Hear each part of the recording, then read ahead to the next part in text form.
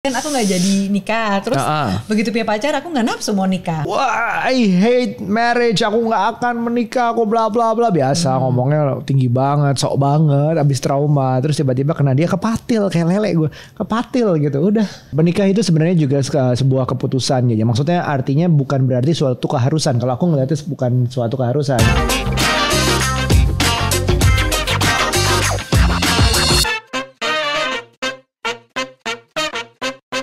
Hai parents. Halo, selamat datang kembali di podcast Curhat Babu, curhatnya Bapak dan Ibu. Hai Ibu, apa kabar? Hai, apa kabar? Kita udah berapa tahun nikah sih? Aduh, udah deh 10 tahun. Wih, bangga gak? Kalau kalian nontonnya atau dengernya di tahun 2022 ya. Iya benar juga, benar juga. Kan? Nah, itu kita tuh udah merasakan tahun ke-10 ini. Ingat gak sih suka flashback ke saat-saat sebelum nikah? Ya suka flashback. Yang apa sih, yang bagian apa nih? Yang suka party. Oh iya, itu kita ketemu di party ya. Ketemu di party, enggak deng, kita ketemunya nggak di party. Tapi emang kita punya interest yang sama di saat itu. Oh iya, party itu singkatan dari cari-cari. Iya, jadi kalau inget yang zaman dulu tuh, aku juga nggak nyangka sih. Maksudnya adalah segitu cepatnya nafsu. Inget? Apa nafsu? Nafsu mau nikahin kamu. Oh ya? Kenapa sih? Kenapa sih? Aku juga bingung. Kamu apain aku sih? Gak tahu. Aku aja dulu gak nafsu mau nikah lagi. Maksudnya bukan nikah lagi. Kan aku gak jadi nikah. Terus begitu punya pacar aku gak nafsu mau nikah. Nah, untuk teman-teman yang belum tahu, gue juga berangkat dari pernikahan yang gagal. Dipikirnya di saat itu, wah, I hate marriage. Aku gak akan menikah. Aku bla bla bla. Biasa ngomongnya tinggi banget, sok banget, abis trauma. Terus tiba-tiba kena dia kepatil kayak lele gue. Kepatil gitu. Ya udah langsung, oh iya belum setahun kenal ya. Waktu itu belum setahun kenal. Ampun, kamu lupa. Oh enggak. Siapa yang kamu ngomongin, siapa? Maksudnya belum setahun pacaran. Iya. Ya kenalnya udah pernah kenal terus nggak kenal dulu, as in nggak main, nggak ketemu, terus akhirnya ketemu lagi, baru deketin, pacaran resmi belum setahun, udah diajak nikah. Iya. Gitu. Nah tapi katanya sekarang, zaman sekarang itu ada di generasi kita yang di bawah kita, yang lebih muda, ada kecenderungan takut menikah. Bener nggak sih? Ini menurut riset katanya begitu. Nah apakah itu riset? Katanya Gen Z yang kelahiran tahun berapa? 95 sampai 2015 atau 2010. Itu katanya ada ketakutan menikah gitu. Dan ada angka-angka di usia tertentu yang memang angka pernikahannya tuh rendah gitu ya, katanya. Tapi yang aku tahu memang di Jepang juga udah kayak gitu ya. Bahkan sampai ada negara-negara tertentu yang bahkan kayak mau supply warga negaranya supaya mau nikah gitu, supaya mau berkeluarga gitu. Mungkin kalau nggak salah waktu itu aku dibaca di Jepang adalah mereka ketuntutan untuk sukses atau berhasil di hidupnya cukup tinggi. Sehingga laki-laki atau perempuan, entah mungkin yang laki-laki mikir bisa ya nggak ya kalau gue sukses, kalau gue menikah, apalagi nanti kalau ada anak nanti gimana gitu, planning financialsnya segala macam karir. Nah yang perempuan, bahkan ada kecenderungan perempuan lebih ingin berdaya di Jepang itu, pengen punya uang sendiri, karir sendiri, sukses sendiri. Jadi untuk menikah apakah nanti dulu deh, gue karir dulu gitu-gitu katanya berdasarkan riset ini. Makanya kenapa juga isu-isu soal takut nikah nih lumayan rame gitu ya di kalangan yang lebih muda, karena ternyata juga banyak tontonan-tontonan gitu ya yang menggambarkan betapa rumitnya atau pedihnya sebuah pernikahan. Kayak misalnya kayak drakor-drakor tuh yang A World of Marriage gitu kan. Terus udah gitu apalagi ya Bap ya, kayak layangan putus gitu kan. Terus banyak lagi film-film atau drama-drama yang memang menggambarkan tuh kayak perselingkuhan, terus hidupnya sulit banget ekonominya. Sama adanya juga naiknya angka perceraian. Jadi angka perceraian naik itu sebenarnya bisa dilihat dari dua sisi yang berbeda sih. Kayak seperti misalnya, bercerainya itu makin banyak, artinya apakah pasangan itu lebih miserable, artinya lebih, akhirnya cerai, pernikahannya nggak bagus, cerai, atau pasangan lebih berani, orang lebih berani dalam mengungkapkan ketidakbahagiaannya sehingga akhirnya cerai. It could be a bad thing, could be a good thing sebenarnya. Tapi beberapa mungkin dipersif, gue nikah nanti cerai gitu. Mungkin jadi ketakutannya itu. Tapi menurut kamu pernikahan tuh serumit itu, bener nggak sih kayak yang digambarkan di drama-drama atau sinetron itu? Padahal sebenarnya ya. Kalau nggak rumit, tapi kayak pernikahan zaman dulu tuh juga sebenarnya digambarin kayak film-film sinetron Noktah Merah Pernikahan. Ada yang tahu nggak film itu? Aku aja nggak tahu. Selingkuh juga loh. Tapi kok gak ada yang takut zaman dulu? Dari dulu tuh cerita selingkuh udah pasti ada di sinetron manapun sampai zaman dulu. Kalau sekarang drakor, dulu waktu kita kecil telenovela isinya selingkuh semua. Itu pasti ada. Selingkuhnya sama mbaknya, ya kan? Telenovela, ya gak sih? Habis sih kalau kita sebut judul nanti kelihatan banget di generation gap-nya nih. Jadi apa artinya?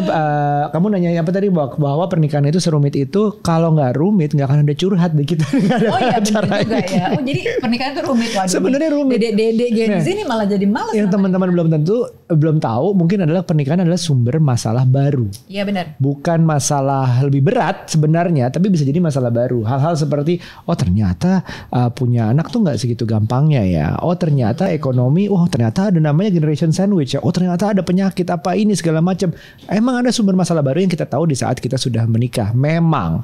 Tapi kita nggak menikah pun masalah juga ada. Benar. Gitu jadi sebenarnya masalah kan namanya juga masalah nih ya. Akan ada terus dalam bentuk yang beda-beda. Kadang-kadang levelnya ada yang pedes banget, pedes aja kayak gitu-gitu loh. Karetnya berapa gitu ya. Yang pedes setan, pedes apa. Nah itu ada tuh namanya kehidupan. Kalau mulus-mulus aja kan nggak mungkin kayak jalan tol Andara ya kan. Benar. Menikah itu sebenarnya juga sebuah keputusan ya. Maksudnya artinya bukan berarti suatu keharusan. Kalau aku ngeliatnya bukan suatu keharusan. Jadi terserah di pribadi masing-masing. Tapi memang bagi kita sendiri, mungkin kita berdua adalah menikah itu suatu level hidup pembelajaran baru gitu. Iya. Jadi di saat itu gue merasa aku nih harus grow. Salah satunya lembaga sekolah yang aku mau masukin adalah pernikahan.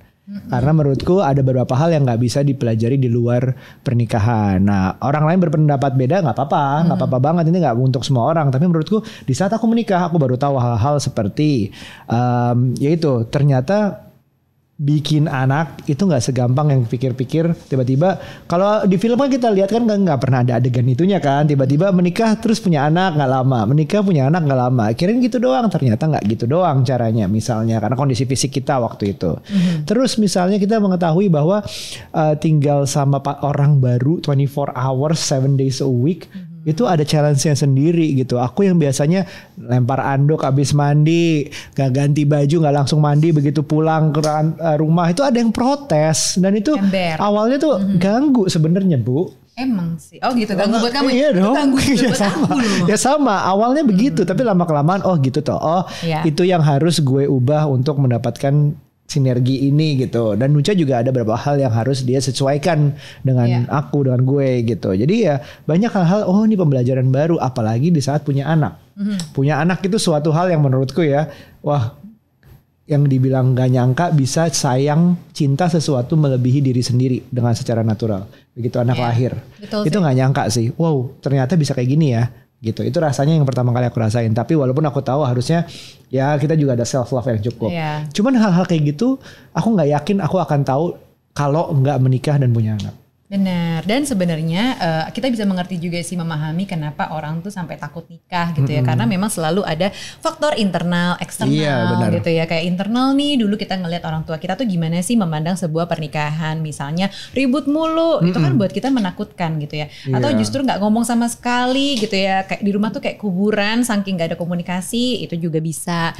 Atau misalnya di rumah orang tuanya timpuk-timpukan gitu ya, kayak tawuran gitu ya istilahnya. Nah itu juga bisa jadi menakutkan buat kita, sehingga kita mager gitu nikah, nanti gue kayak gitu lagi. Nah tapi jangan sedih juga Kak. Jadi katanya nih kalau menurut psikolog gitu ya, efek dari sebuah pernikahan orang tua kita itu tuh sebenarnya bisa, ya memang outputnya bisa dua hal ya, bisa positif bisa negatif. Kayak misalnya nih sesimpel negatifnya adalah kita jadi nggak mau nikah atau takut nikah atau justru curigaan terus, negatif terus sama sebuah pernikahan.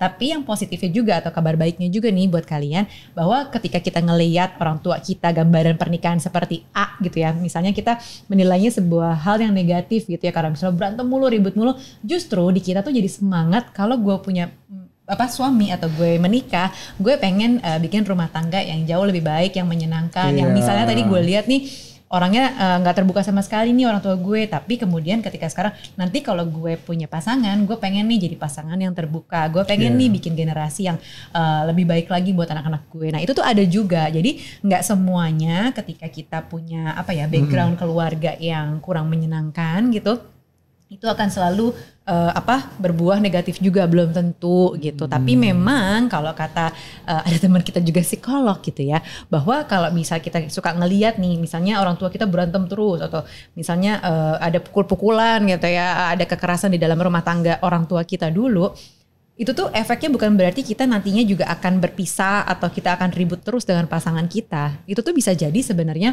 apa yang kita tangkap atau unconsciousness kita itu memandang memang pernikahan kayak gitu. Oh, yang namanya menikah ya emang harus berantem kayak gitu. Jadi ketika kita punya pasangan dalam rumah tangga, bawaannya tuh kita marah mulu.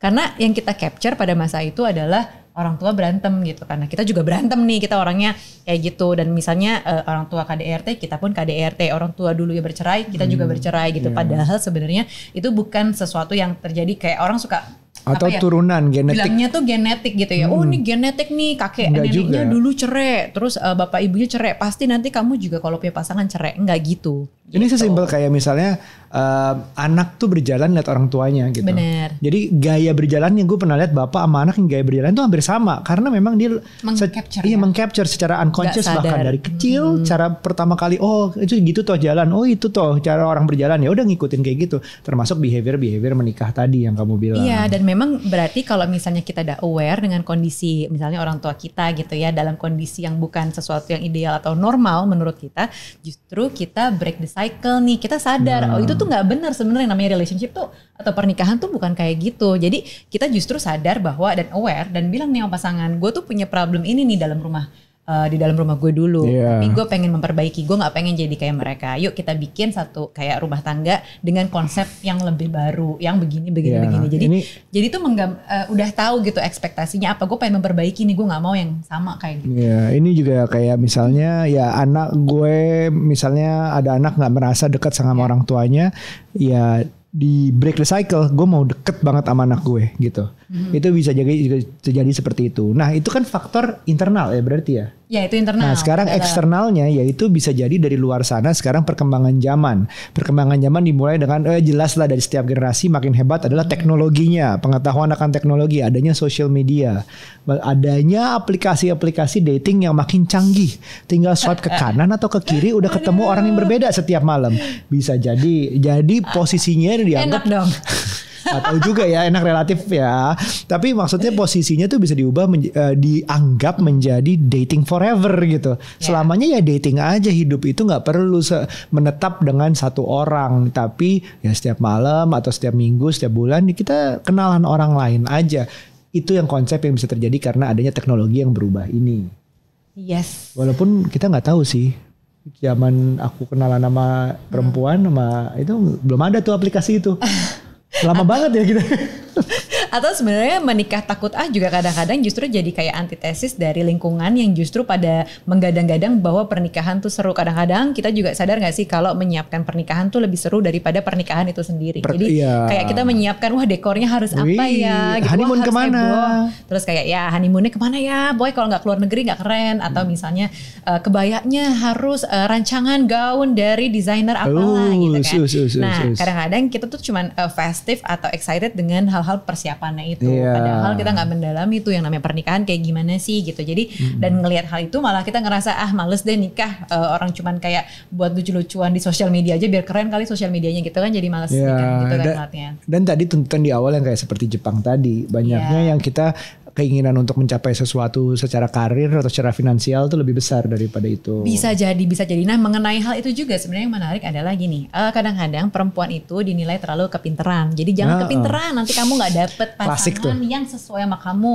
Kamu nanti bakal jadi picky, nanti kamu bakal pilih-pilih, bla bla bla bla. Nanti kamu kawin tua. Apa istilahnya kok aku lupa? Perawan tua. Wow. Perawan tua, saking gak mau nikahnya karena kamu kepinteran. Iya, gitu. Banyak yang bilang kayak gitu. Aku juga ada cerita bahwa teman kita nih yang kita kenal, begitu kenalan di lewat chatting apa segala macam, saatnya menjemput lihat rumah perempuannya gede banget, dianggapnya tajir padahal ya sebenarnya rumah orang tuanya ya boleh dibilang ya tajir itu nggak jadi, udah ghosting habis itu.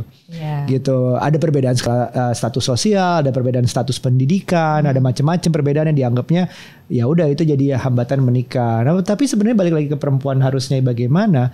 Ya aku sih melihatnya kalau perempuan itu memang sudah pintar akan ketemu yang sejajar atau mungkin lebih pintar, who knows, dan itu masih banyak. Ya. Dan masih menurutku banyak. juga gini, bukan masalah perempuan pintar atau nggak pintar, mau perempuan biasa aja atau perempuan nggak pintar juga, dia akan menemukan yang memang sepadan, karena kan awalnya selalu dari komunikasi kan, gimana lo ketemu sama orang lain gitu ya, mau cewek mau cowok gitu ya, ketemu kan kita ngobrol, nah ngobrolnya kan udah tahu tuh esensinya apa. Kalau emang lo ngerasa sebenarnya nggak pintar, lo akan nyambung sama yang mungkin nggak pintar juga misalnya gitu ya, tapi pokoknya intinya adalah selalu akan sepadan. Cocok-cocokan kan, bukan bagus jelek, pinter bego apa segala macam. Nyambung akan knowledge sama yang memang sepadan juga gitu. Tapi ya cross tadi juga nggak apa-apa juga sih, ada aja gitu loh, bukan berarti kayak harus misalnya kayak Stanford sama Stanford, belum tentu kan. Kamu lihat aja nih, Nucha tuh dari dulu suka diomongin, kamu jangan kecakepan dong, nanti nggak ada yang mau, dapetnya gue. Masih mungkin kan, ayo cowok-cowok jangan patah semangat dulu. Tapi aku juga nggak pinter-pinter banget kan, Bab. Aku tuh cuman makan laut aja. Dulu nggak? Nggak, ini menurun untuk meninggi. Aku cuma makan laut aja dulu, Bab, gitu. Aku dulu kumlot loh. Jadi aku berusaha untuk memang punya standar kayak gue kalau ngobrol sama orang harus dalam spektrum yang sama gitu, kayak obrolannya nyambung gitu, setidaknya nyambung deh, kayak lo nongkrong di mana Kak. Kalau misalnya kita orang yang suka ngopi terus dia nggak demen gitu kan, lama-lama juga sebenarnya nggak ketemu gitu loh kan. Kita ngajakin ngopi yuk terus dia nggak mau, ya itu udah pasti mungkin seleksi alam, kita nggak akan ngedate juga sama dia. Atau misalnya kita orangnya kayak gue di rumah aja, tapi dia demennya hangout, akhirnya berantem kan, mau dipaksain pacaran juga. Yang saya membatasi perempuan harus kayak gimana sih? Sebenarnya biarkan perempuan mau pinter mau apa segala macam, jadi dirinya seberdaya mungkin. Udah maunya jadi apa jadiin aja, jangan kayak gitu. Jangan pinter-pinter, jangan cantik-cantik, jangan apa. Sih emang bisa dilarang-larang gitu? Gak bisa lah. Jadi yang versi terbaiknya dari masing-masing itu aja. Laki-laki pun begitu. Gue sering tuh dibilang jangan kecakepan. Gitu, kamu sering ya? Kamu kayaknya deket aku sih. I wish. Kamu udah over sih cakepnya. Ya kan.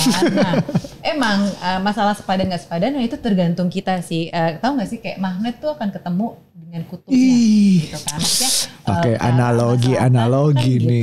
Gitu ya. Jadi pasti akan selalu ada chemistry-nya si A akan ketemu si B dan lain-lain gitu. Kita balik lagi ke menikah. Takutnya jadinya sekarang kalau kayak gitu, kalau ada perbedaan yang jauh misalnya cewek kepinteran atau ini. Tapi misalnya aku pun nggak terlalu pinter, aku nggak takut sih buat nikah. Kan aku nggak pinter nih, ceritanya biasa-biasa aja. Tapi ya nggak takut nikah, biasa aja. Karena aku pasti akan resonate dengan orang yang hampir serupa lah sama aku. Iya, sebenarnya bukan yang masalah. Yang nggak pinter-pinter amat juga gitu. Ya mungkin. Ya mungkin kita balik lagi, faktor internalnya diselesaikan juga sendiri masing-masing. Apa yang kita lihat dari orang tua kita, karena perlu tahu ada yang harus kita benarkan di diri sendiri, dan kita harus tahu penyebabnya kenapa. Apakah kita takut menikah karena masalah internal tadi yang udah disebut Nucha juga, atau ada faktor eksternal? Apakah kita melihat ke yang aneh-aneh gitu, yang tidak sesuai, yang membuat kita takut menikah? Apa itu yang dilihat? Nah itu dibenarkan, karena ya kita balik lagi juga harus tahu apakah kita mau menikah, apa tujuan menikah tuh apa, gunanya menikah tuh apa. Kadang-kadang ada orang juga yang nggak tahu, nggak mikirin mau menikah apa enggak, tiba-tiba ketemu dengan orangnya. Betul, dan mengubah segala macam persepsi tentang pernikahan itu sendiri. Gue nggak peduli mau menikahnya di mana, kayak gimana, pokoknya gue mau nikah sama dia. Ada teman kita yang memang sampai berucap gitu ya, gue nggak mau nikah, gue tuh di publik bahkan dengan pernikahan. Apa yang terjadi? Dia menikah. Ya gitu, memang itu sesuatu yang harus dijalani aja, lebih ke arah self introspeksi ya. Self awareness-nya harus ditingkatkan, belajar mengenal diri sendiri, belajar mengenal keadaan luar, dan sambil berjalan siapa tahu menemukan yang it's not that I need to get gimana ya, aku dulu tulisnya yang waktu aku tweet aku lupa. Aku juga lupa gimana dong. It's not that I need to get married, I need to find someone, tapi I have found someone, I want to get married. Oh iya benar gitu. Jadi orangnya juga mungkin pengaruh. Boleh diulang lagi nggak nih buat nanti di capture nih, pasti sama pemirsa akan coba diulang bagaimana? It's not that I need to get married, then I have to find someone, but I have found someone, I want to marry him or her. Cheers. Wih, gitu. Jadi menikah itu bukan masalah takut nggak takut, tapi adalah sebuah perjalanan dan pilihan gitu, parents. Alright. Sampai di sini dulu, sampai ketemu lagi di episode berikutnya. Sampai ketemu. Bye.